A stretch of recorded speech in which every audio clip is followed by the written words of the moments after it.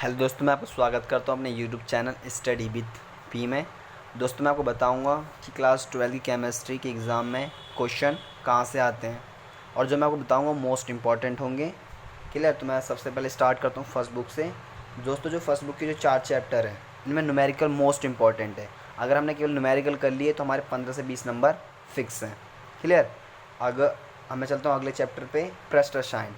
दोस्तों पृष्ठ रसायन में डेफिनेशन आती हैं, तो फिलहाल अभी मैं इसे छोड़ दूँ क्योंकि डेफिनेशन बहुत सारी हमें पता नहीं कौन सी इंपॉर्टेंट है, पर मैं फिर भी आपको बता दूंगा इसमें इंपॉर्टेंट कौन सी डेफिनेशन है। जो फिक्स है, जो आता ही आता है, केवल मैं उसी के बारे में बताऊंगा आपको। क्लियर? अब हम स्टार्ट करते हैं। अगला बताता हूँ मैं आपको पी ब्लॉक। दोस्तों पी ब्लॉक में सबसे इम्पॉर्टेंट है लैब प्रोसेस, लैब जो कि 5 नंबर में आती है। लैब प्रोसेस भी आ सकती है या फिर ऑस्टोबोट प्रोसेस भी आ सकती है। जैसे कि तुम्हें बोल दे अमोनिया की लैब प्रोसेस बताइए या फिर तुम्हें बोल दे उसकी उद्योग विधि बताइए, तो कोई एक आती है जो लैब प्रोसेस या फिर ऑस्टोबोट प्रोसेस जो आती हैं वो 5 नंबर की होती हैं। तो ये आती हैं फिक्स होती हैं, किसमें कोई ना एक आती है, चाहे वो अमोनिया की आ जाएगी, चाहे वो H2SO4 की आ जाएगी, या फिर चाहे वो HNO3 की आ जाएगी, पर आएगी ज़रूर। यानी कि एक प्रोसेस आती है जो 5 नंबर की होती है। क्लियर? अब मैं चलता हूँ आपको बताता हूँ डी एंड एफ ब्लॉक में। तो डी एंड एफ ब्लॉक में भी डेफिनेशन है और कुछ अंतर आते हैं। क्लियर? तो इसको भी अभी छोड़ के चलता हूँ। अब आते हैं हम उपसंयोजन यौगिक में। दोस्तों उपसंयोजन यौगिक में सबसे इंपॉर्टेंट चीज़ है जो कोऑर्डिनेशन कंपाउंड होते हैं उनकी नेमिंग, क्योंकि ये 4 नंबर में आते हैं, यानी 2 क्वेश्चन आते हैं। तुम्हें कोई सा भी तुम्हें दे देगा यौगिक, इसका बोला कि इसकी IUPAC नेमिंग बताइए। जैसे मैं कोई एग्जाम्पल लिख दे रहा हूँ, K4 FeCl का होल 6।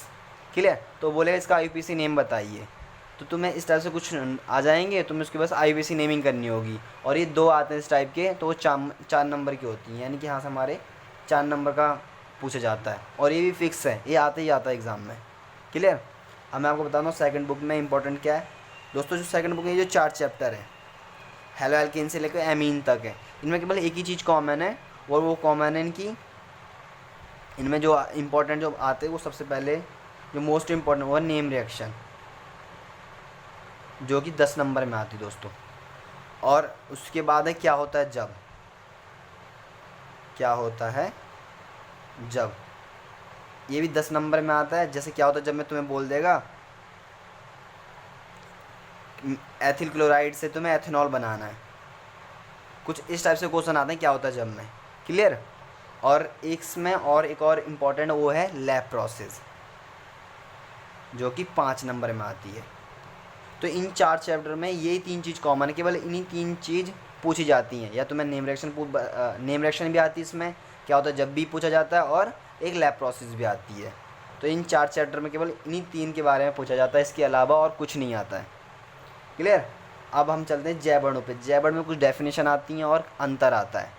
अंतर जैसे तुम्हें बोल दिया ग्लूकोज फ्रक्टोज में अंतर बताइए, या फिर सुक्रोज का स्टार्च के बीच में अंतर बताइए, तो कुछ इस टाइप से आता है। क्लियर? तो जैसे मैं आपको एक बार और बता देता हूँ इंपॉर्टेंट क्या है। इनमें न्यूमेरिकल इंपॉर्टेंट है, और इस पी ब्लॉक में कोई एक लैब प्रोसेस या फिर ऑस्टोबोल प्रोसेस, और इस उपसंयोजन यौगिक में IUPAC नेमिंग करना। क्लियर? और इन जो सेकंड बुक में जो 4 चैप्टर हैं इनमें नेम रिएक्शन, क्या होता है जब, और एक लैब प्रोसेस। क्लियर? और जैवड़ों में तो भाई डेफिनेशन और अंतर पूछता है केवल बस। तो दोस्तों अगर हमने ये इतना कर लिया, यानी हमने ये 4 चैप्टर के बारे में, पी ब्लॉक में लैब प्रोसेस और उपसंयोजन यौगिक में IUPAC नेमिंग और नेम रिएक्शन और क्या होता है जब, और एक लैब प्रोसेस, केवल इतना कर लिया तब भी हम अपने 80+ आसानी से ला सकते हैं। क्लियर? मैं उम्मीद करता हूँ आपको समझ में आया होगा क्या हमें पढ़ना है, और मैं आपको अगले वीडियो में बताऊंगा कि हम सबसे पहले करेंगे नेम रिएक्शन। हमारे अगले वीडियो में नेम रिएक्शन बताऊंगा मैं आपको कौन सी मोस्ट इंपॉर्टेंट है। क्लियर?